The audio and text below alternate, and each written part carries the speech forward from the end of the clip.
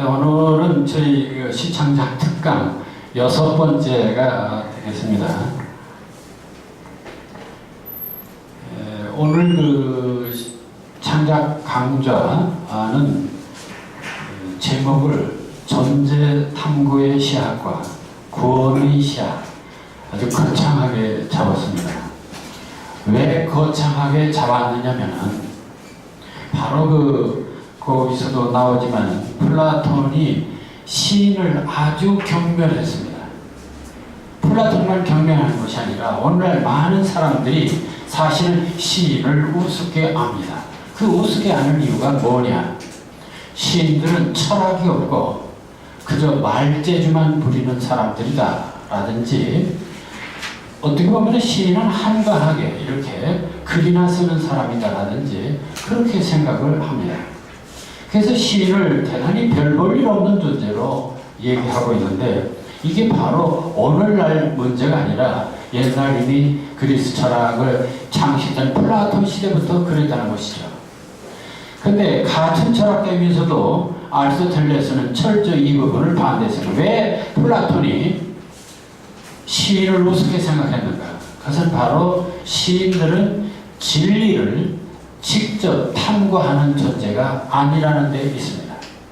그럼 그가 존경한 인물은 누군가? 바로 철학자들. 철학자는 오직 목표를 진리를 탐구하는 존재라고 본 것이죠. 그래서 그가 그 리퍼블릭에서 그 공화국에서 철인 공화국을 생각했던 것입니다.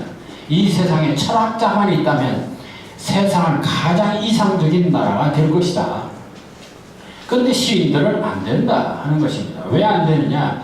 시인들은 진리를 탐구하는 존재가 아니라 진리보다 너무 떨어져 있는 현상을 모방하는 존재이기 때문에, 그래서 시인들은 오히려 공화국에서 쫓겨나야 된다, 추방해야 된다. 그게 유명한 시인 추방설입니다. 그렇게 시인을 경멸했습니다. 그 이유의 핵심은 바로 시인은 진리를 추구하는 존재가 아니고, 다시 말하면 존재를 추구하는 존재가 아니라 오히려 모방하는 존재다. 그런가 하면 그 내용 속에는 뭔가 사랑이나 노래하는 대단히 부도덕한 존재이기도 하다. 이런 것들이 바로 시인을 경멸하는 이유 중에 하나였습니다. 그리고 그러한 전통은 예로부터 지금까지 도덕을 중시하고 윤리를 중시하는 문화 속에서 늘 시인들 또는 문인들을 우습게 볼 수밖에 없는 전통을 갖게 된 것입니다.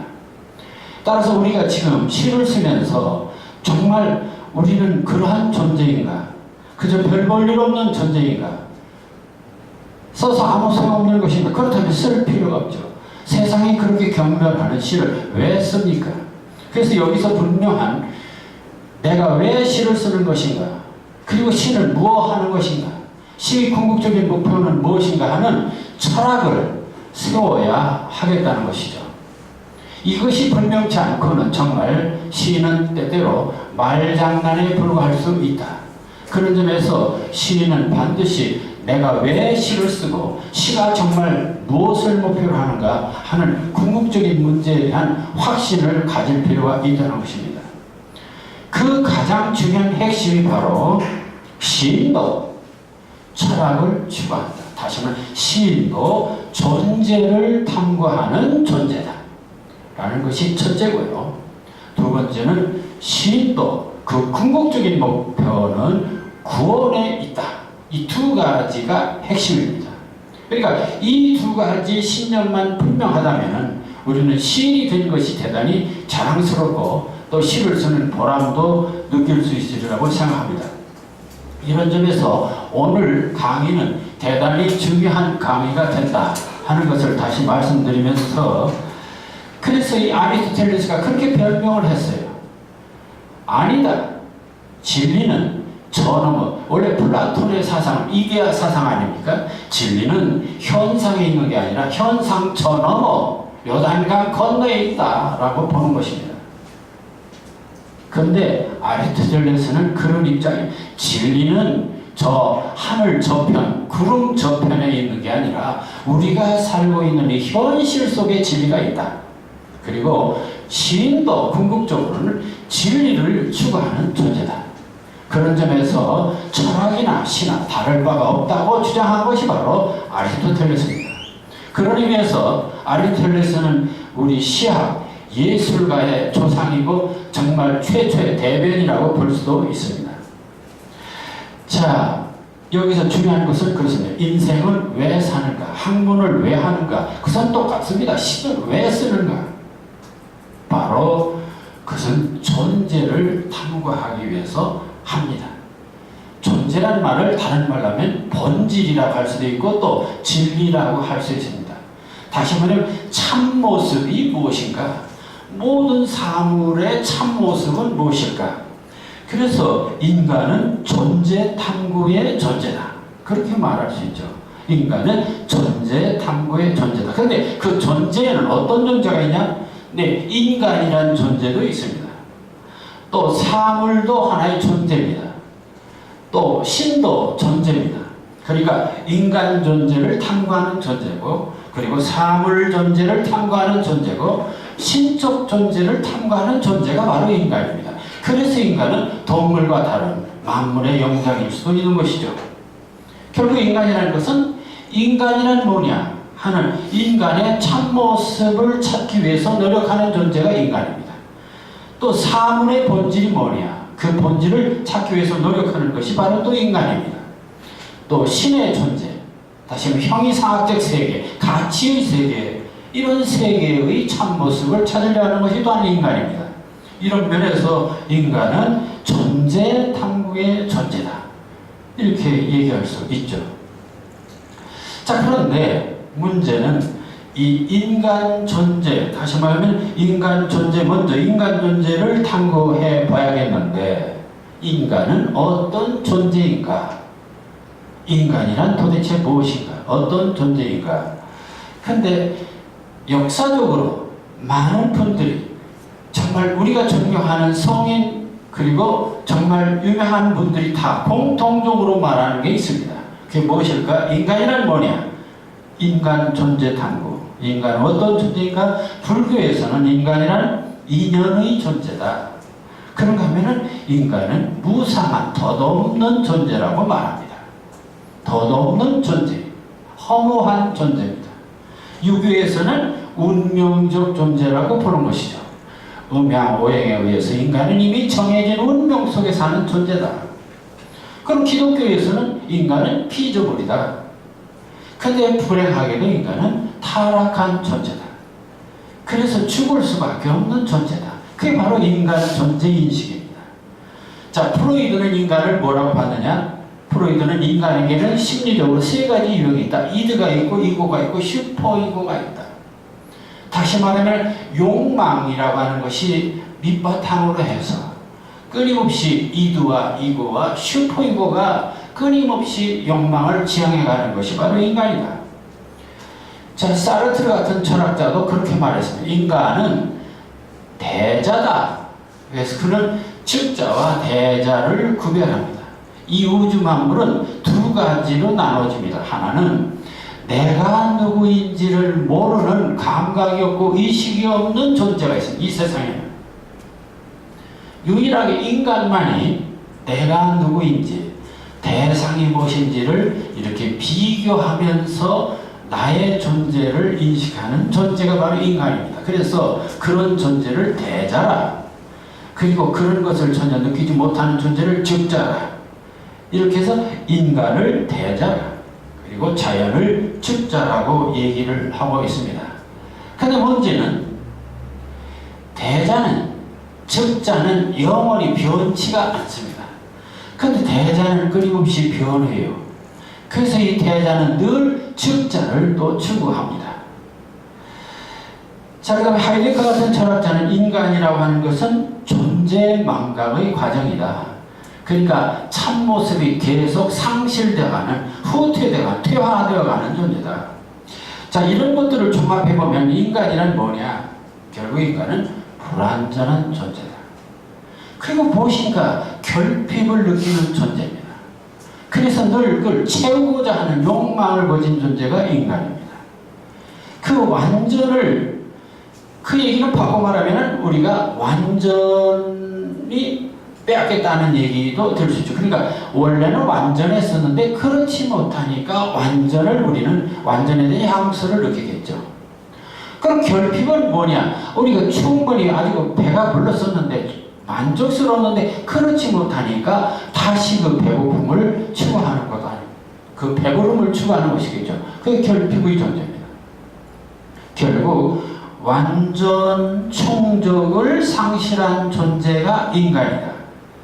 이것을 기독교에서는 에덴의 상실이라고 말하고 달리 신라곤이라고 말하는 이유가 그겁니다. 결국 인간 존재는 에덴을 상실한 존재고 낙원을 잃어버린 존재다.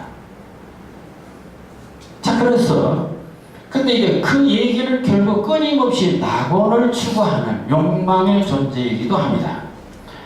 그래서 저는 이런 그 욕망의 존재라고 하는 그런 측면에서 이런 시를 써봤습니다. 늘 푸른 강물어디시에서 흘러도 바다를 향한 춘향의 단심, 하루도 12때 걸실 들린 갈증이게 하소서.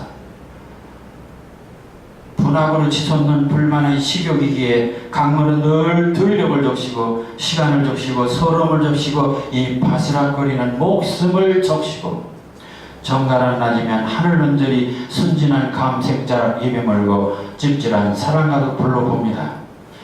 끝없이 갈증을 느끼며 그 욕망을 충족시키기 위해서 발버둥치는 존재. 그것을 강물을 빗대서 그렇게 한번 써봤습니다. 자, 에덴의 상실. 이게 어떤 의미를 주는 것인가? 그것은 이렇게 말할 수 있습니다. 그것은 먼저 에덴의 특징을 알아야 됩니다. 에덴이란 어떤 것이냐? 뭐 살기 좋은 것 하지만 좀 더 구체적으로 말하면 이런 것입니다. 에덴은 영원한 시간입니다. 시간이 시작과 마침이 없는 시간, 무시간이라고 볼 수 있습니다. 영원한 시간입니다. 에덴의 세계, 낙원의 세계, 천국의 세계는 영원한 시간입니다. 이 지상의 시간은 처음과 끝이 있는 종점이 있는 시간입니다. 그 바로 죽음이 있는 시간이죠. 다시 무시간의 세계가 낙원이고 에덴이고 천국이고 우리가 추구하는 세계입니다. 거리가 없습니다. 너와 나의 거리가 없는 그런 그 무한한 공간이 바로 에덴입니다. 생로병사의 고통이 없습니다. 다시 말하면 그것은 완전한 행복의 세계입니다. 그러니까 다시 말해 욕망도 없고 결핍도 없는 세계죠. 그런가 하면은 너와 나 서로가 공존하는 세계입니다. 그러한 세계는 이성으로 사는 세계가 아니라 너와 나를 따지고 1 더하기 1은 2라는 그런 이성적 사고로 사는 세계가 아니라 이성보다는 감성으로 사는 세계다. 그게 바로 에덴의 세계입니다. 그럼 에덴을 상실했다는 것은 결국 그럼 무엇일까? 그것은 바로 선과 악, 선악을 구별할 수 있는 이성적 사고를 하는 세계. 하나님과 같이 되려는 지혜, 지식을 추구하는 세계. 이성적 욕망의 선택과 감성적 삶이 결핍된 세계가 바로 이 에덴을 상실한 세계라고 볼 수도 있습니다. 결국 인간이 이성, 지혜의 선택은 결국 하나님을 우습게 보고 절대 신을 우습게 보고 인간이 최고라는 인간 중심주의가 되는 것입니다.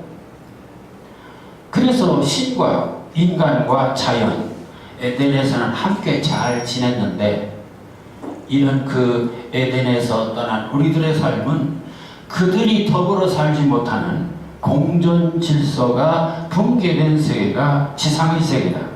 그래서 거기에는 죽음이 있고 저주가 있고 신과의 단절이 있고 거기는 진리가 부재한 세계가 됩니다. 자, 이것을 가리켜서 하이데거는 세계 존재라는 말을 썼습니다. 그러니까 유한한 세계, 한계가 있는 세계죠. 한계가 있기 때문에 허무가 있고 절망이 있습니다. 우리가 영원히 살 수만 있다면 왜 허무합니까? 우리가 영원히 살 수만 있다면 왜 절망합니까? 끊임없이 우리는 행복하고 만족하겠죠. 그렇지 못한 것이죠. 자, 그래서 이러한 그 에덴의 상실과 오늘의 결국 에덴을 상실한 존재를 막연하게 좋은 데서 살다가 이렇게 떨어졌다, 이런 그 옛날 얘기식으로 에덴과 에덴의 상실을 이해해서는 안 된다는 얘기입니다. 분명하게 에덴의 구조, 에덴의 특성을 우리가 이해할 필요가 있습니다. 자, 그래서 이런 그 이성만, 지식만, 기술만으로 만족하려고 하는 이 세계, 이 세계는 결국 어떤 물질적, 인간적, 그리고 모든 것을 이성적으로 계산하는 그러한 그 도구적 이성의 세계가 되고, 결국 그것은 주체와 타자가 분리되고 물신주의, 빈부격차가 생기고 불평불만이 생기고 서열주의가 생기고, 그래서 개인도 없고 막 이런 세계가 바로 이 지상의 세계, 그걸 바로 우리는 에덴의 상실이라고 말하는 것입니다. 자, 그렇다면은, 자, 그래서 이 에덴이 상실된 세계, 절망적인 세계, 막 그 세계를 저는 또 이렇게 한번 노래해 봤습니다. 산정에서 나무도 없는 산정이다. 여인 등성이 한 줄기 바람, 고목의 가지가 바르르 떤다. 여러분들 한번 높은 산 올라가 보신 일 있나요? 정상에 한번 올라가 보십시오. 나무가 없습니다. 나무도 없는 산정이다. 여인 등성이 한 줄기 바람, 고목의 가지가 바르르 떤다. 그게 정상의 모습입니다. 허공을 향한 무의한 응시, 그 산을 두고 영겁을 더듬다 지쳐버린 침묵, 사나운 부리가 언덕을 치닫는다. 마지막 심장마다 노리는 두려운 대낮, 벼랑에 매달린 아슬한 절망이다. 이 현실을, 이 세계를, 절망적인 세계를 막 그렇게 한번 표현해 봤습니다. 자, 그것은 인간 세계가 그렇기 때문에 신라곤의 세계고, 그것은 절망의 세계라고 하는 것이 바로 인간상의, 인간 존재의 모습입니다. 그럼 신과 사물의 존재는 어떤가요? 그래서 신과 사물의 존재 탐구 문제도 생각해 볼 필요가 있습니다. 신과 존재. 다시 말하면 참 존재는 어디 있고 참 진리는 어디 있을까? 자, 존재의 참모습. 문제는 우리는 존재, 참 존재를 찾아야겠는데, 존재의 특징이 있습니다. 첫째는 존재는 겉으로 드러나지를 않습니다. 참 진리는 이게 진리다라고 겉으로 드러나지를 않아요. 다시 말하면 모든 참 존재는 은폐되어 있다, 숨어 있다. 모든 존재의 참모습, 참 진리는 은폐되어 있다, 숨어 있다는 것입니다. 종교적 신도 그렇습니다. 예를 들어서 하나님, 기독교에서 말하는 하나님, 우리 눈에 보입니까? 안 보입니다. 숨어 있습니다. 옛날부터 지금까지 숨어 있습니다. 하나님을 본 사람 아무도 없습니다. 본래 하나님을 본 사람이 없으래. 직접 본 사람 아무도 없어요. 그 얘기는 하나님이 있기는 있다는데 보이지는 않는다는 얘기입니다. 그러니까 진리가 있긴 있는데 안 잡혀 손에 잡히지가 않는 거예요. 이게 진리의 속성이고 하나님의 속성이고 신의 속성이고 절대성의 속성입니다. 자, 그래서 이런 그 하나님 절대자 신은 늘 은폐되어 있다, 숨어 있다라는 것입니다. 그 다음에 또 하나 있습니다. 존재는 어떤 특징이냐면 늘 변해요. 또 존재는 모든 존재는 시간과 공간의 변화에 따라서 변합니다. 다시 말하면 참 존재는, 참 모습은 변질된다. 그래서 골드만 같은 사회학자가 결국은 이 현실 속에서 신은 숨어있다, 그렇게 해서 숨은 신이라고 하는 철학서를 내게 됩니다. 그런가 하면 니체 같은 사람 아예 안 보인다는 것은, 숨어 있다는 것은 바꿔 말하면 죽은 거다. 그래서 신이 죽었다고 말하는 것입니다. 신이 부재함을 얘기하고 있죠. 근데 이러한 존재의 은폐나 존재의 가변성을 더욱 부추기는 게 있습니다. 그게 바로 언어라는 것입니다. 여러분들, 우리는 지금 언어를 가지고 시도 쓰고 언어 가지고 살고 있습니다. 인간은 언어 때문에 만물의 영장이 된 건 사실입니다. 그러나 이 언어의 본질을 또 알아야 됩니다. 사전에 보면 언어란 사상 감정을 전달하는 음성과 문자라고 되어 있습니다. 언어는 의미, 사상, 가치 등을 나타내는 기호, 의미 전달 수단이라고 했습니다. 언어야말로 사상, 감정을 전달하는 수단이고 또 기호를 나타내는, 가치점을 나타내는 기호라고 얘기를 하고 있습니다. 그래서 언어야말로 존재와 일치한다. 진리와 일치한다고 본 것이죠. 그래서 심지어는 하이데거 같은 사람은 언어는 존재의 질이다. 언어 속에 존재가 다 들어있는 것이다. 이렇게까지 언어를 절대적으로 믿었어요. 그래서 인간이 이성과 언어만 있으면 신이 될 수 있다고 생각하는 것이 바로 인간입니다. 그렇지 않습니까? 인간은 언어도 있고 이성도 있고 얼마든지 우리는 그래서 과학을 발전을, 사고를 발전시키고 문명을 발전시키고 그러면 이 지상을 낙원으로 만들 수 있다고 생각하는 것이 바로 인간들의 야심인데, 거기에 두 가지 조건이면, 하나는 나는 생각한다. 거로 존재. 생각하는 능력이 있고 또 하나는 언어를 가지고 있고, 이게 동물하고 인간이 다른 점이라는 것이죠. 그래서 우리는 얼마든지 지상에 낙원을 건설할 수 있다고 보는 것입니다. 자, 그렇게 해서 이런 언어를 절대시하는 사상 또는 이성을 이성 중심주의, 언어 중심주의, 그게 바로 낙관주의고 진보주의입니다. 자, 그런데 이제 언어에 대해서 좀 더 깊이 이해할 필요가 있습니다. 여러분들, 언어는 말이요, 원래 원신들, 그러니까 에덴 동산에서는 어떻게 언어를 사용했을까? 아니, 그때 무슨 언어가 있었습니까? 처음 인간이 태어나서 언어가 있었습니까? 뱃속에서 언어를 배우고 나왔나요? 없습니다. 그럼 어떻게 의사소통했을까요? 그래서 원시 언어는 사물 그 자체였다. 원시 시대는 언어가 바로 사물이고 사물이 바로 언어고 그게 바로 존재였어요. 예를 들어서 달이라는 말 대신에 그냥 둥그런 달이 그게 언어요. 달이라고 하는 글자, 아니 한국 사람들은 달이라고 하지만 외국 사람은 moon, MOON입니다. 아니 왜 달이 문자가 다르죠? 다시 말해 그게 다 인간이 만든 기호요. 대신하는 기호에 불과합니다. 원래 달은 하늘에 떠있는 유일한 하나, 그게 달이, 진짜 그게 달입니다. 그런데 달은 놔두고 우리는 그 하나의 유성은 놔두고 여기서 우리는 달이니 문이니 이러고 사용하고 있죠. 그러니까 대신 기호를 사용한다는 얘기입니다. 사과도 그렇습니다. 둥그렇고 빨갛고 먹음직한 그 과일 그 자체가 사과지, 사과라는 글자 시옷에다가 아에다가 이게 아니죠. 왜 영어는 애플입니까?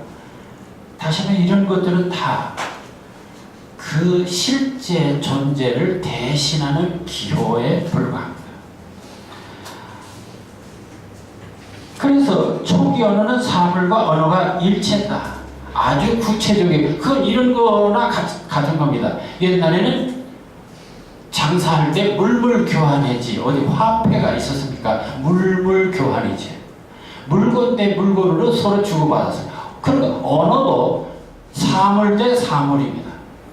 아마 달을 쳐다보고 별거 어쩌고 했을지 모르죠. 다시 말하면 그 얘기는 사물과 인간이 분리되지 않았다. 그러니까 원시 언어 상태에서는 사물과 인간이 분리되지 않았습니다. 그럼 사물과 인간이 분리되기 시작한 것은 언제인가? 언어 문자를 쓰면서 분리되기 시작합니다. 지금도 그러니까 물건은 창고에다 쌓아놓고 종이떼기에다가 도장 찍은 거 하나 가지고 주고받습니다. 이렇게 되니까 실제 물건은 안 보고 돈만 가지고 우리는 계산하고 숫자만 가지고 계산하죠. 그러다 보니까 사기도 당하고 뭐 여러 가지가 있겠습니다만은 이 얘기는 결국 사물과 인간이 직접 접촉하는 게 아니라 그 중간에 언어라는 것이 대신해 가지고 장난을 한다는 얘기입니다. 그래서 사물과 인간이 분리되게 되는 것입니다. 자, 자연과 인간, 모든 존재들이 원시 상태, 원시 언어 속에서는 함께 어우러져 있었습니다. 그런데 문자를 만들고 그걸 대신 기호를 만들고 대리로, 그러니까 회의에 주인이 가지 않고 종놈을 보내놓은 거나 마찬가지죠. 주객이 전도되었다. 이게 언어를 사용함으로써 우리는 사물과 인간의 직접적인 관계가 와해되고 마는 것입니다. 정말 에덴의 상태는 하나님과 인간, 자연과 인간이 같이 어우러져 있는 상태가 크게 낙원입니다. 자, 그래서 신현정에 하나님 놀다 가세요, 이런 시가 있습니다. 하나님 거기서 화내며 잔뜩 부어있지 마세요. 오늘따라 뭉게그룹 뭉게뭉게 피어오르고 들판은 파랑물이 들고 염소들은 한가히 풀을 뜯는데 정 그렇다면 하나님 이쪽으로 내려오세요. 풀 뜯고 노는 염소들과 섞이세요. 염소들의 살랑살랑 나부끼는 거룩한 수염이랑 살랑살랑 나부끼는 뿔이랑 옷 하얗게 입고 어쩌면 하나님 당신하고 하도 닮아서 누가 염소인지 하나님인지 그 누구도 눈치채지 못할 거예요. 놀다 가세요. 뿔도 서로 부딪히세요. 자, 이래서 하나님하고 나하고 지금은요, 하나님이 어디 계신지 안 보여요. 너무 저 멀리 계시고 철학적으로 신을 설명했고 철학적으로 또 인간 언어로 신은 어디 계시고 절대자고 뭐가 이러니까는 나하고 하나님하고는 너무 거리가 먼 곳에 구름 저편에 보이지도 않고 있습니다. 그러니 이 얘기는 하나의 단적인 예일 뿐이에요. 어떤 본질과 인간 사이에 그렇게 너무 떨어져 있다는 것입니다. 그 누가 떨어뜨려 놨냐? 언어가 그 짓을 했다는 것입니다. 그런데도 우리는 이 언어를 대단히 존경합니다. 문명어. 네, 문명이 발달하면 이 언어가 발달하는데 문명어는 사물이나 생각을 대신하는 대리어입니다. 더구나 사물과 언어는 일치하지 않습니다.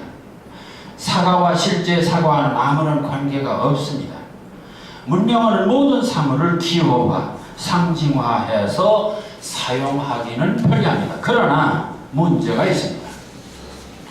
자연과 인간 사이의 영혼적, 정서적 관계를 상실하게 만드는 것이 언어입니다. 말과 사물이 별개로 놉니다. 그게 바로 언어를 사용하면서 인간은 그렇게 된 것입니다. 신비감, 황홀감, 주술적 원시 언어의 그런 그 신비로운 능력도 상실됩니다. 의미, 이념, 가치 이런 것만 치중하다 보니까 이 세상에는 맨 관념어만 바글바글한 것이죠. 그래서 결론은 주체와 타자, 너와 나 사이가 나눠지고 인간은 결국 소외하고 고독한 존재가 되고 말하다는 것입니다. 결국 인간은 어디로 가고 기호만 남는 것이죠. 언어만 남는 것이다. 결국 존재는 없고 기호만 있는 시대. 이러한 본질과 그리고 현실이 괴리된 상태를 일찍이 1936년 이상은 거울이라는 시에서 이렇게 노래하는 것입니다. 그러니까 이상시의 핵심도 바로 그겁니다. 본질하고 실제하고 현실하고 너무 괴리되어 있다. 그러니까 존재와 나 사이가 너무 괴리되어 있다. 나눠져 있는 따로따로 노는 것입니다. 거울 속에는 소리가 없어. 저렇게 까지 조용한 세상은 참 없을 것이요. 거울 속에 있는 나와 현재의 나 사이, 그 거리감을 느끼는 것이 바로 이 상호의 거울입니다. 거울 속에도 내게 귀가 있어 내 말을 알아듣는 딱한 귀가 2개 있어. 거울 속에 나는 왼손잡이요 내 악수를 받을 줄 모르는 악수를 모르는 왼손잡이요. 서로 악수가 안 돼요. 거울 속에 있는 나와, 그러니까 실제 나와 허상적인 나, 그리고 우리는 어쩌면 이중적으로 살고 있는 것이죠. 거울 때문에 나는 거울 속에 나를 만져보지 못하는 구려마는 거울이 아니었던들 내가 어찌 거울 속에 나를 만져보기만이라도 했겠어. 나는 지금 거울을 안 가져서만은 거울 속에는 늘 거울 속에 내가 있어. 잘은 모르지만 애로 된 사업에 골몰할 거예요. 결국 거울 속에 있는 나와 거울 밖에 있는 나, 그래서 나는 지금 둘로 나눠져 있다는 것이죠. 참나는 참나와 현실적인 나가 이렇게 완전히 분리되어 있는 상황. 거울 속에 나는 참나와는 반대어만은 또 꽤 닮았어. 나는 거울 속에 나를 근심하고 진찰할 수 없으니 버벅섭시 봐요. 아주 괴리된 상태, 본질과 현상이 괴리되는 것을 철저히 얘기하고 있습니다. 자, 그렇다면 여기서 처음에 그리 얘기했습니다. 인간은 존재 탐구의 존재라고 했습니다. 존재를 탐구하는 존재가 인간이다. 내가 누구인가? 사물은 무엇인가? 신은 무엇인가? 이런 존재를 탐구하는 것이 인간입니다. 그런데 결과는 이 존재 탐구의 결과, 그 모든 존재가 상실되었다는 것입니다. 인간 존재, 인간은 낙원을 상실했고 행복하고 순진무구했던 참모습을 상실하는 것이 인간입니다. 사물은 어떠냐? 본래의 모습이 시간과 공간, 언어들에 의해서 완전히 변질되고 왜곡되었습니다. 신은 어떠냐? 신은 숨어 있거나 죽었습니다. 그러니 우리가 추구하고자 하는 인간의 참모습, 사물의 참모습, 그리고 신의 참모습, 그런 것들은 지금 다 가리워져 있는 것이죠.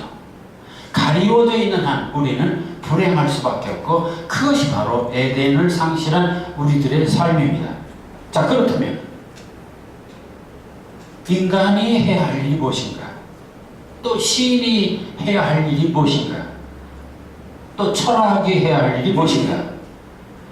상실된 인간 존재, 사물 존재, 신적 존재를 회복하는 것이 바로 우리들의 삶입니다. 그 인간도 그렇고 시인도 그렇고 철학자도 그렇고. 그러니까 플라톤이 시인을 우습게 봤다, 이게 웃기는 얘기라는 것이죠. 왜?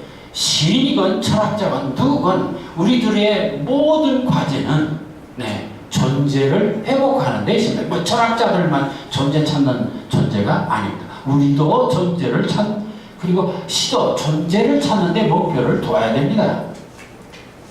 그러니까 시가 만일 존재를 찾지 않고 엉뚱한 짓을 한다면 비축은 살 수밖에 없죠. 그러니까 시인의 본질도, 시를 쓰는 이유도, 시를 쓰는 목적도 궁극적으로는 존재를 회복하고 존재를 찾는 데 있습니다. 자, 그러면은 존재를 어떻게 찾을까? 다시 말해, 참모습, 참 진리를 어떻게 찾을 수 있을까? 그것은 이렇게 보면 됩니다. 우리가 보통 그것을 구원이라고 말하는데, 그 구원의 본질적 구조가 뭐냐? 그건 이런 겁니다. 지금 우리가 해야 할 일이 무엇이냐? 낙원을 상실했다면 낙원을 회복해야 되겠죠. 복낙원입니다. 지상이 한계가 있다면 천국을 향해서 가야죠. 유한한 시간 속에 산다면 영원한 시간을 추구해야죠. 분리된 공간에 있다면 너와 나가 공존하는 공간으로 가야 됩니다. 죽음의 세계에서 영생의 세계로, 불안에서 평화로, 절망에서 희망으로 가는 것, 거기로 갔을 때 우리는 구원을 받는 것이고, 그것이 바로 존재를 완전히 찾는 것이 되겠죠. 그런데 이러한 그 구원의 이 본질적 구조, 거기까지 찾아가는 데는 쉽지가 않습니다. 인간의 힘으로는 구원이 불가능하다. 그것이 바로 기독교의 설명입니다. 결국 죄의 값은 사망입니다. 자, 그렇다면 어떻게 되느냐?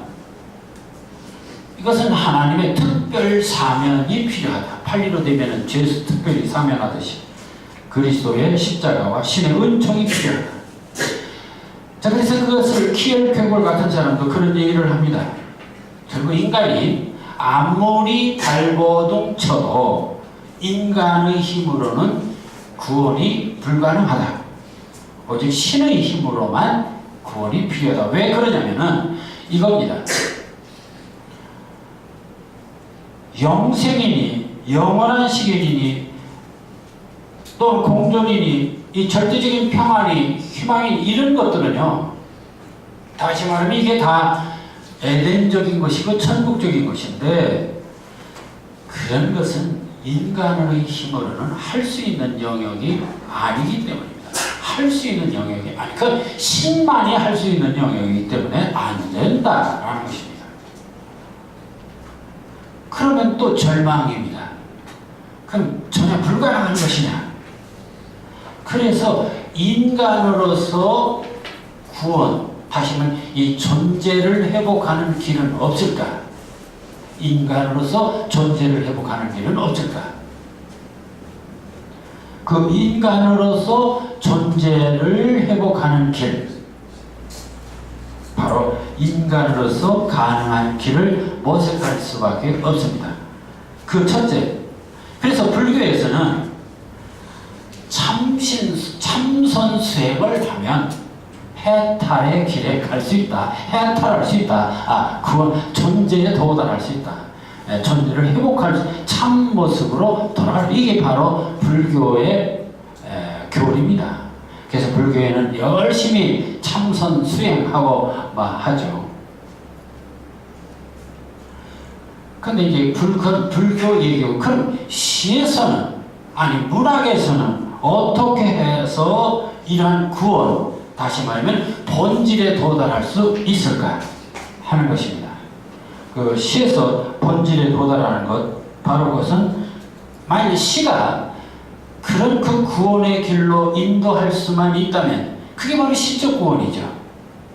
그러니까 상실된 존재성, 상실된 모습, 이걸 다시 회복하는데 만약 시가 그 안내를 해줄 수만 있다면 그게 바로 시적 구원입니다. 그럼 시가 어떻게 상실된 존재, 참모습의 어떤 상태에 도달할 수 있을까? 그게 바로 시적 구원입니다. 그것은 바로 이성적 사고로는 불가하나 상상적 사고를 통해서 시도하는 게 바로 시다라는 것입니다. 다시 말하면 이것은 우리가 하나 더하기 하나는 둘이라고 하는 이 논리적이고 이성적인 사고 가지고는 천국에 못 가요. 그럼 뭘로 갈 수 있냐? 상상력을 동원해서 갈 수 있다는 것입니다. 상상력을 동원해서.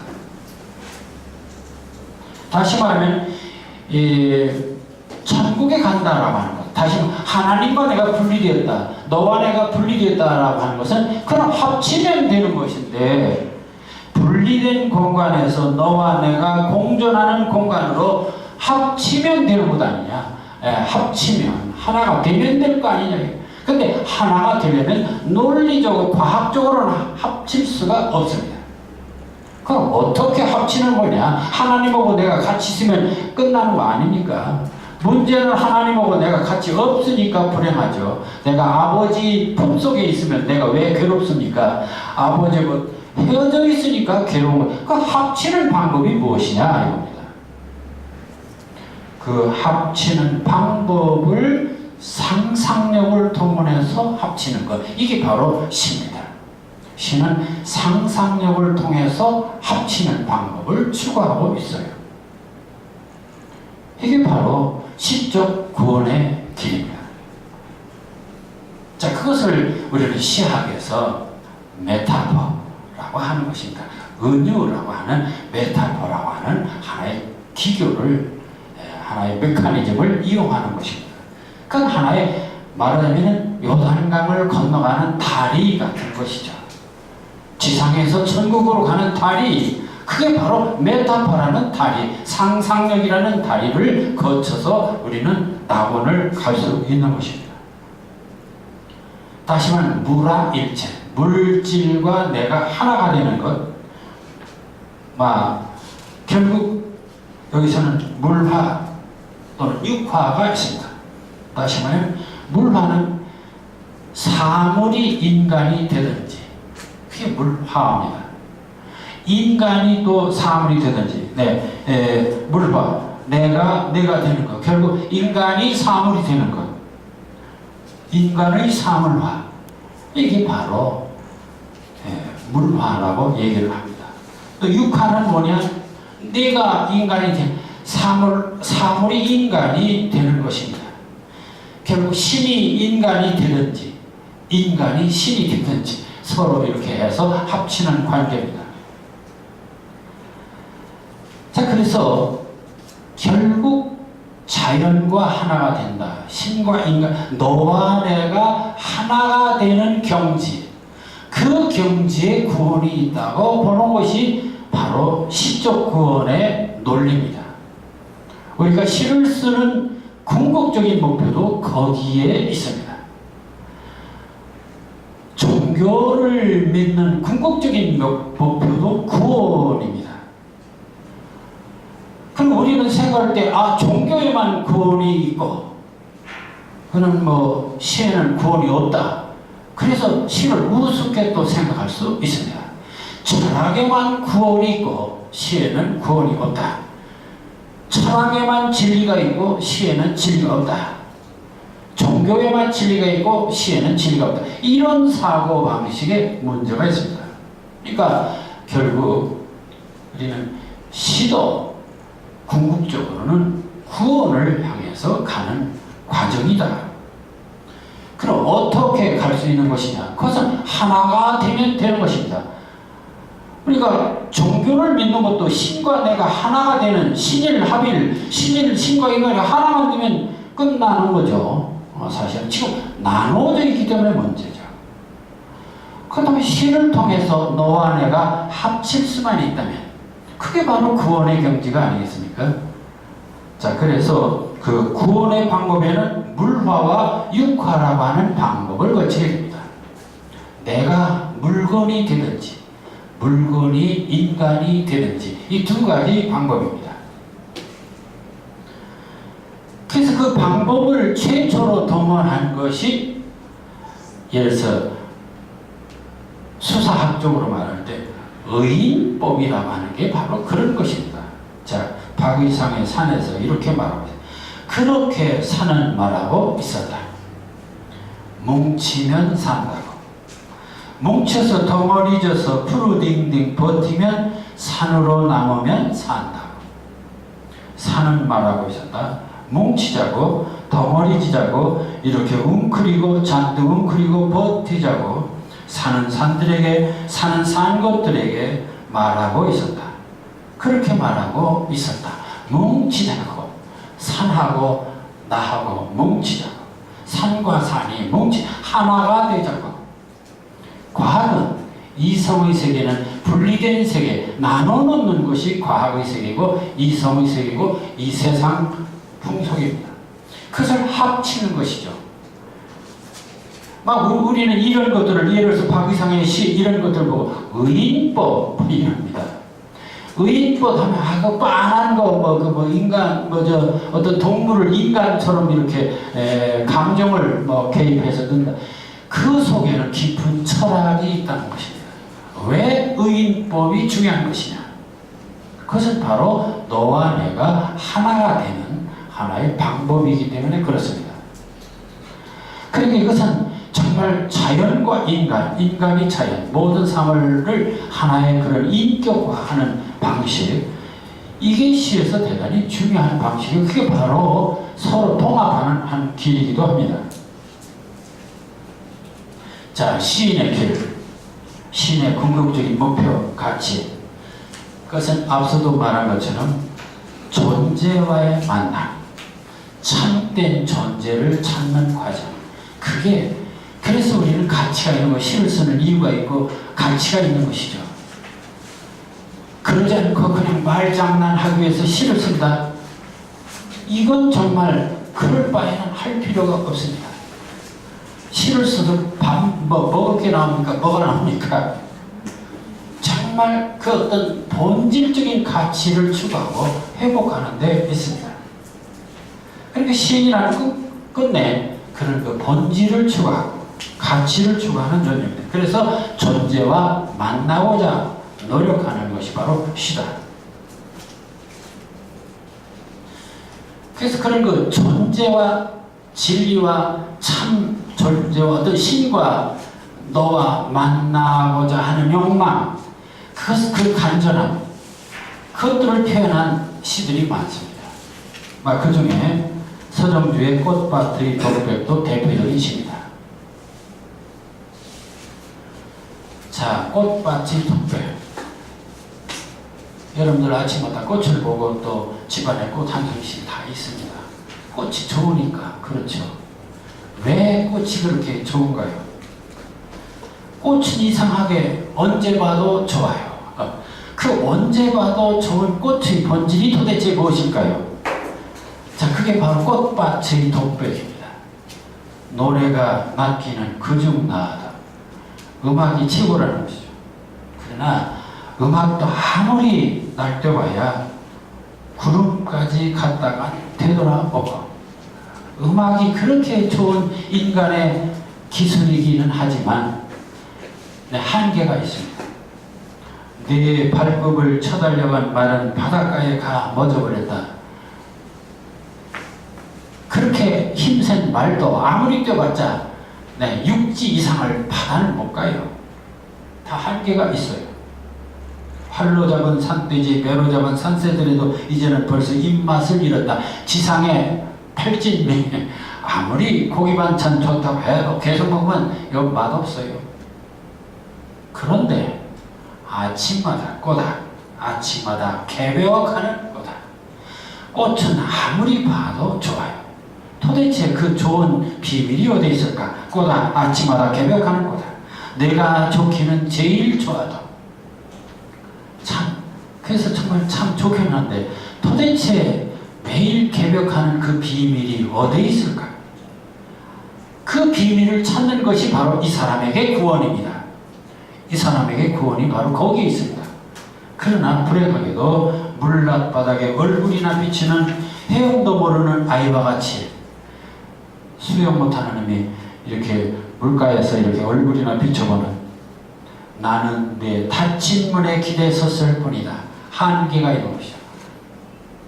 그러나 결국 인간의 목적은, 신의 목적은 끊임없이 그 존재를, 본질을, 진리를, 신을 찾아서 문을 계속 두드리는 것이죠. 문 열어라 꼬다, 문 열어라 꼬다. 벼락과 해만이 길일지라도 문 열어라 꼬다, 문 열어라 꼬다. 그게 바로 시인의 자세가 아니겠는가. 거기에 바로 인간의 참모습이 있는 게 아니라 결국 끊임없이 문을 두드리는 과정. 그래서 문을 두드려서 신을 만나고 절대를 만나고 진리를 만나고 참모습을 만나려고 노력하는 것. 그게 바로 인간이고 동시에 시인이 아니겠는가. 그게 바로 시가 아니겠는가. 자, 그래서 이제 우리는 상실된 존재로서 다시 존재를 회복하고자 하는 것이 우리들의 노력이고 또 우리들의 사명이고, 자, 그래서 이제 결국 그것을 찾는 것이 우리들의 궁극적인 목표입니다. 그럼 존재, 이 절대자, 신, 진리를 만나야겠는데 방법이 뭐가 있을까? 좀 더 구체화시킨 방법을 여기다가, 그래서 그것을 만남의 방법과 조건이라고 했습니다. 다시 말해 존재와 어떻게 만날 수 있을까? 만남의 조건은 그렇습니다. 만나려면 나와 내가 만나려면 나와 하나님과 만나려면, 나와 미국 사람과 만나려면 뭐가 있어야 되냐면 소통이 가능해야 됩니다. 커뮤니케이션이 돼요. 의사소통이 돼야 됩니다. 의사소통. 근데 이 의사소통이 되려면, 예를 들어서 소통을 위해서는 소통의 통로, 이걸 코드라고 말합니다. 불을 켜려면 코드를 꼽아야 불이 들어오죠. 코드가 없는 한 연결이 안 됩니다. 코드. 결국 하나님과 인간이 만나려면 하나님과 인간이 만날 수 있는 코드가 있어야 됩니다. 연결 통로가 있어야 됩니다. 그 연결 통로를 계시라고 얘기합니다. 계시입니다. 다시는 중개자가 필요하죠. 결국 신과 인간이 만나면 그 중개자가 직접 못 만나요. 반드시 중개자를 거쳐야 됩니다. 계시물을 거쳐야 됩니다. 결국 신과 인간은 신의 코드와 인간의 코드는 근본적으로 다릅니다. 그러니까 단절해요. 만날 수가 코드가 다르니까. 한국 사람은 한국말하고 영국 사람 영어로 말하는데 어떻게 소통이 됩니까? 누구 하나가 한글을 쓰든지 하나가 영어를 통일하든지 뭔가 통일이 돼야 되죠. 뭔가 소통의 커뮤니케이션의 코드가 있어요. 결국 이 코드를 일치시킬 수 있다면 소통이 가능합니다. 그 코드를 우리는 보통 깨달음이라든지 득도라든지 코드만 찾았다면 내 구원을 확신할 수 있는 것입니다. 그게 만남도 이루어지는 것입니다. 코드 없이는 만날 수가 없어요. 그래서 일반 종교에서는 인간의 노력으로 신적 코드를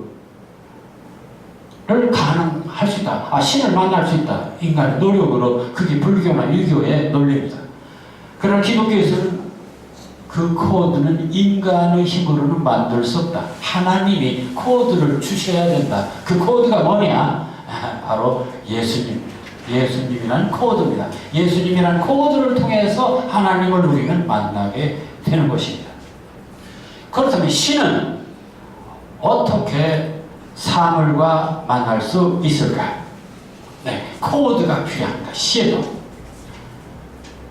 그 코드 없이는 우리도 사물의 어떤 존재성을 소통할 수가 없습니다. 그 코드가 바로 상상과 이미지에 의한 코드입니다. 그게 바로 이미지라는 코드입니다. 그래서 시의 모든 언어는 이미지를 통해서 너와 나의 코드를 형성합니다. 내 마음은 호수요.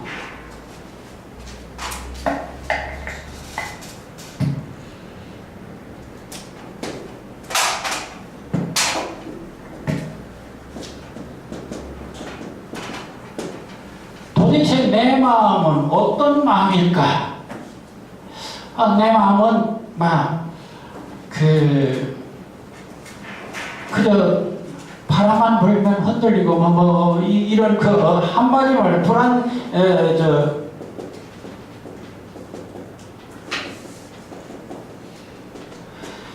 내 마음은 불안전한 마음, 내 마음은 흔들리는 마음, 내 마음 이거 참 복잡하게 이게 해봤자 실감이 안 돼요. 그래서 이 내 마음과 불안전한 이 상태, 이것을 연결시켜 줄 수 있는 코드가 필요합니다. 코드. 그 정확한 코드가 중요한데 그 코드가 내 마음은 호수요. 네, 이 호수라는 코드를 통해서 내 마음과 불안전한 상태가 만나게 되는 것입니다. 코드를 통해서.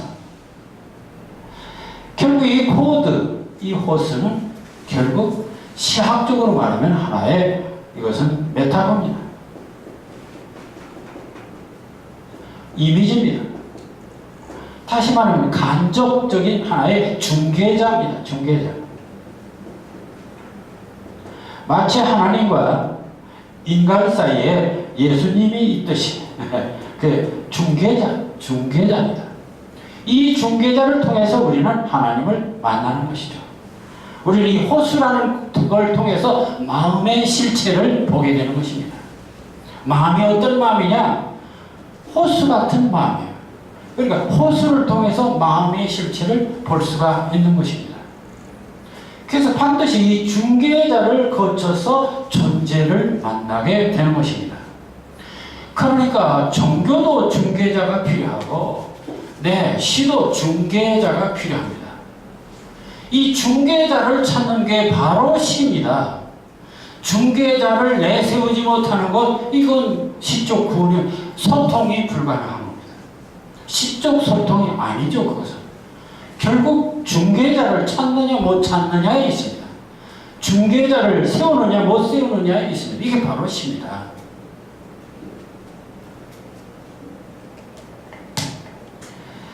자, 그래서 이 코드를 통한 소통과 만남의 원리, 그것을 가장 잘 표현한 시가 있습니다. 그게 바로 한영훈의 알 수 없어요라고 하는 시입니다. 이 한영훈의 알 수 없어요라는 시를 보면은 이 소통의 중개자와 실제 이 관계가 어떤 것인지가 너무나 선명하게 보여주고 있습니다. 우리는 그냥 무심코 한영훈의 알 수 없어요 시를 읽고 있습니다. 그러나 이 시 속에는 바로 소통이 얼마나 중요한 것인가를 정말 명백하게 보여주는 게 바로 이 한영훈의 알 수 없어요입니다. 자, 봅시다. 바람도 없는 공중에 수직의 밤을 내며 고요히 떨어지는 오동잎은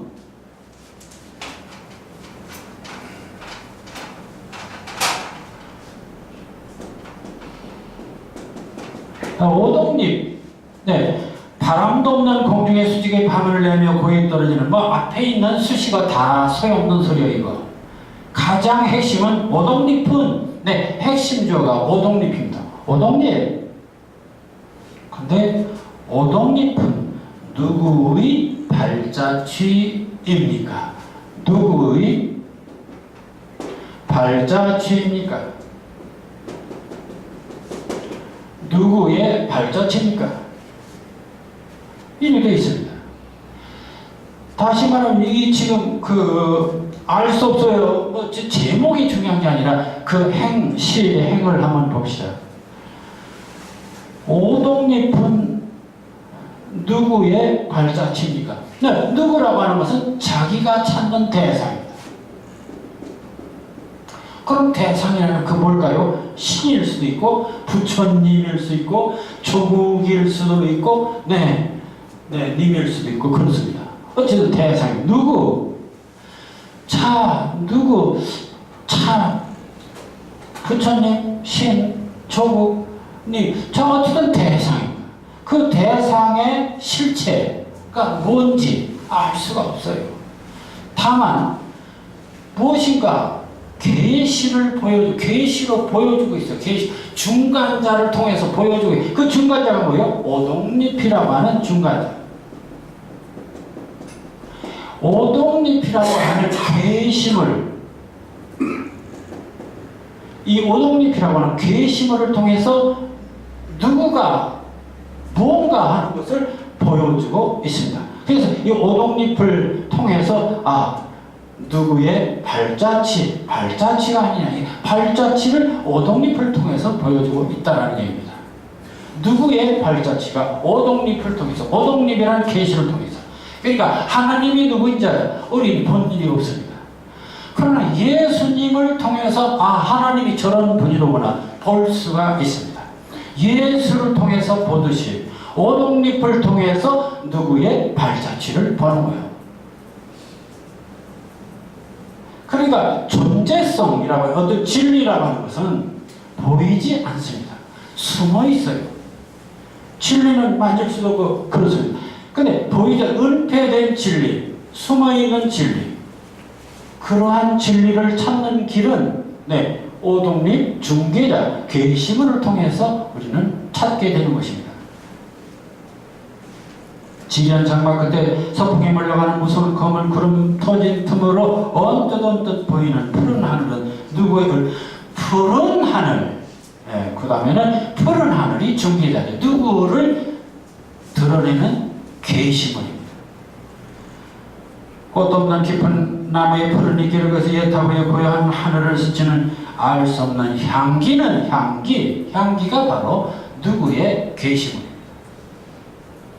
그노라 알지 못한 곳에나 돌뿌리를 올리고 가늘게 흐르는 시내는 작은 시내, 시내가 계시문입니다. 그 위에 누구의 노래입니까? 그 바로 당신의 노래가 아닌가 하는 이 시냇물을 통해서 당신의 노래를 확인하게 되는 것이죠. 연고 같은 발꿈치로 가엾는 바다를 밟고 옷 같은 손으로 끝없는 하늘을 만지면서 떨어지는 해를 곱게 담장하는 앞에 얘기 다 수식합니다.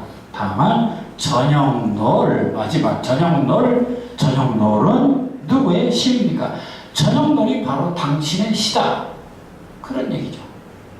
타고난 자가 기름이 되면 그칠 줄 모르고 타는 나의 가슴은 누구의 밤을 지키는 약간 등불입니까? 바로 내 가슴이 당신의 등불이다.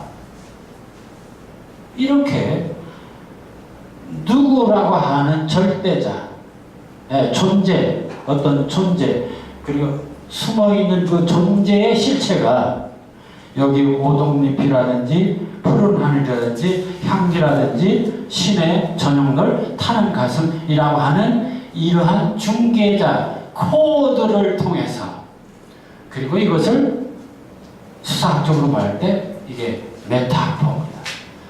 말 비유로 말할 때 이것은 이미지입니다.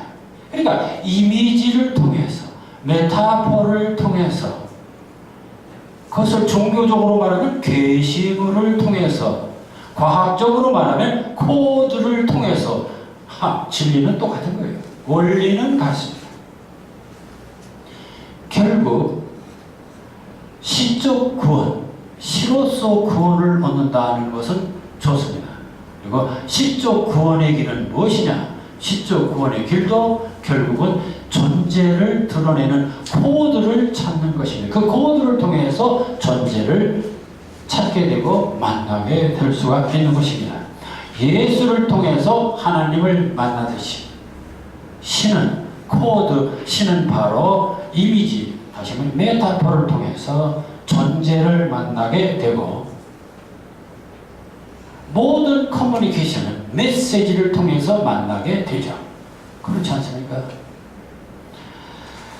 그래서 화자와 창조 사이에는 메시지가 필요하고, 신과 인간 사이에는 계시물이 필요하고, 이성과 저성에는 무당이 중간 역할을 합니다.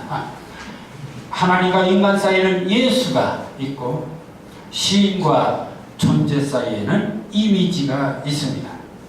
그리고 주체와 객체 사이에는 코드가 있습니다. 이게 바로 세상의 원리고, 시의 원리, 시라고 해서 어떤 하늘에서 뚝 떨어진 원리가 아닙니다. 가장 보편적인 원리입니다. 자, 그래서 이제 다시 결론적으로 시적 구원의 길. 자, 종교적 구원이라는, 예를 들어서 불교에서는 종교적 구원이라는 불교의 경우 번뇌와 무상의 사바에서 벗어나 성불, 부처가 되는 것입니다. 이러한 과정에는 고행이 있고 깨달음의 과정과 열법이 있고 마침내 아트만, 즉 너와 내가 하나, 자타불이라고 하는 경지에 이를 때에 해탈이라는 말을 씁니다. 해방되는 것이죠. 그 기독교에서는 아담의 원죄는 에덴의 타락을 가져왔고 신과 단절됐고 그래서 죽게 되었고, 그러나 신의 사랑으로 예수님이 코드로, 하나님의 코드로, 인간과 하나님의 코드로 오셔서 십자가의 대속으로 이를 믿는 그 믿음으로 구원을 받는 것으로 되어 있습니다. 그 과정에 성령의 역사심도 있고 충만함도 있고 영혼의 자유가 있고 영생이 있습니다. 그럼 시적 구원이란 뭐냐? 분열된 너와 나, 주체와 객체의 이미지라는 매개체를 통해서, 즉 메타포를 통해서 통합과 만남을 구현하는 것이 바로 시입니다. 그래서 물체와 내, 객체와 내가 하나가 됩니다. 그것을 통해서 우리도 깨닫고 초월하고 새로운 세계를 창조하고, 그리고 그런 새로운 세계에 대한 경험과 기쁨, 거기서 자유를 느끼는 것이 바로 시적 구원의 경지다. 그래서 마침내 우리도 너와 내가 하나로 어우러지는 상태, 네 안에, 그래서 나는 그 저작시 늘 푸는 강물에 대해서 내 안에 내가 있고 내 안에 내가 있고, 너는 내 욕망의 무지개가 되어 내 손에 가득한 장미가 되어 흐느적거리는 육질의 껍질을 벗고 날마다 비상하는 5월이 되어 육자배기로 돌아가는 자유가 되어 현재로 자족하는 서정시가 되어 아스라이 펄럭이는 깃발이 되어 존재의 뿌리가 되어 존재의 가지가 되어 존재의 존재가 되어, 나는 그것을 시적 구원이라고 생각했습니다. 자, 그래서 아까 얘기한 것처럼 결국 시적 구원은 결국 존재와 나 사이에 어떤 코드를 찾는 것, 그리고 코드는 바로 그것을 중간자 게시물을, 그것을 이미지라 했고 그것을 메타포라 했는데, 이 코드를 열심히 찾는 노력, 이게 시인이 앞으로 해야 할 일입니다. 왜냐하면 그 코드를 통해서만 구원의 다리를 건널 수 있기 때문입니다. 그래서 이 코드 찾는데 아주 재밌게 코드 놀이를 하는 사람이 있습니다. 그게 바로 옥타비오 파스의 너의 눈동자라는 것입니다. 너의 눈동자. 여러분들 다 눈동자 가지고 있죠? 그 눈동자에 대해서 어떤 생각들을 하고 계신가요? 자, 이 옥타비오 파스의 너의 눈동자. 너의 눈은 번개와 눈물의 저거, 번개와 눈물의 저거, 이게 다 코드입니다. 말하는 고요, 네, 코드입니다. 바람 없는 폭풍, 파도 없는 바다, 네, 코드입니다. 갇힌 새들, 졸음에 겨운 황금빛 맹수, 진실처럼 무정한 수정, 숲속의 환한 빈터에서 찾아온 가을, 거기 나무의 어깨 위에 빛이 노래하고 모든 잎사귀는 새가 되는 곳, 아침이면 샛별같이 눈에 뒤덮인 해변, 불을 따 담은 과일 바구니, 맛없는 거짓, 이승의 거울, 저승의 문, 한낮 바다의 조용한 맥박, 깜빡거리는 절대, 사막, 이 모든 것들이 눈의 본질에 대한 코드들입니다. 이것을 시학적으로 말하면 메타포라 말하고, 수학적으로 말하면 눈에 대한 이미지죠.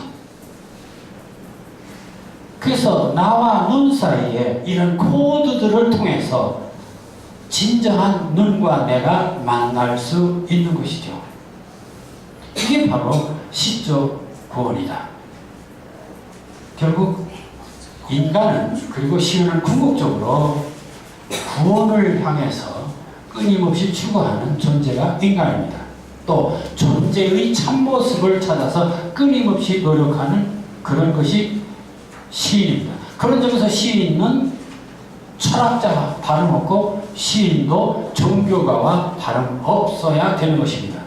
그런 경지에 있을 때 내가 시인이라고 자부심을 가질 수 있는 것이지, 그렇지 않는 한 자칫 잘못하면 시인은 그저 말장난이나 하는 세상 물정 모르는 존재로 오해받을 수 있다는 것이죠. 그런 점에서 우리는 시가 뭐냐, 시인이란 무엇이냐 하는 그 근본적인 문제에 대한 확실한 인식, 확실한 그 확신이, 신념이 필요하다. 그렇게 말씀드리고 싶습니다.